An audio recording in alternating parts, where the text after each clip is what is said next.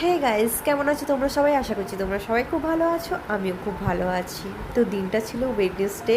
আমি কলেজে যাইনি সেদিন, আমার বন্ধুরা কলেজে যায়নি, তো যার কারণে আমি একা পড়ে গেছিলাম। এই কারণে আমিও আর কলেজে গেলাম না। তো বাড়িতে আমি ভাবলাম যে আমি হেয়ার স্পা করবো বাড়িতে বসে, এই মাস পার্লারে আমি আর যাইনি।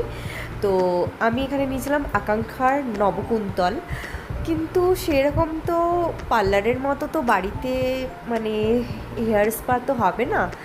আমি এটা 1 আওয়ার, আর মানে 1 আওয়ারের থেকে বেশি আমি রেখেছিলাম মানে চুলে অ্যাপ্লাই করে। এটা খুব তাড়াতাড়ি আমার চুলে মানে অ্যাবজর্ব করে নিচ্ছিল এই টনিকটা।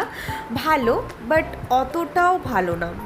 মানে ফেসের আমি কিছু প্রোডাক্ট নিয়েছিলাম, সেগুলো অনেক দিন আগে ইউজ করেছিলাম, সেগুলো যাই হোক ভালো ছিল, বাট এটা অতটা সুইটেবল আমার লাগলো না।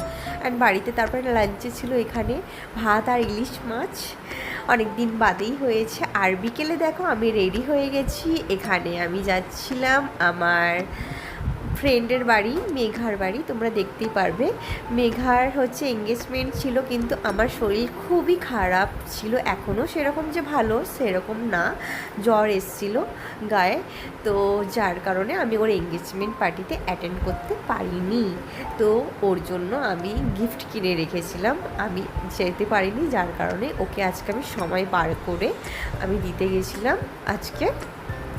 আর ও আমাকে আমাকে বলছে যে তুই বল কী খাবি, আর কিছু তো মুখে টেস্টও সেরকম লাগছে না। ওকে অনেকবার বলেছে বল বিরিয়ানি খাবি কী খাবি, ও আমাকে মানে আমি কিছু বলিনি। ও দেখছি অর্ডার করে বসে আছে এখানে রাজকেবিন থেকে নুডলস আর চিলি চিকেন। আর তারপরে অনেকক্ষণ গল্প টল্প করে 1 ঘন্টার মতো ছিলাম, বেশিক্ষণ থাকতে পারিনি। আর এটা হচ্ছে কাকিনাড়া স্টেশন। আর আমার টিউশনি যেহেতু পড়ানো ছিল, যার কারণে আমি চলে এলাম। না হলে অনেকক্ষণ আরেকটু ইচ্ছে ছিল যে ওর সাথে গল্প করব, অনেক দিন বাদে আমাদের দেখা হয়েছে। তো আজকের ব্লগটা এতটাই।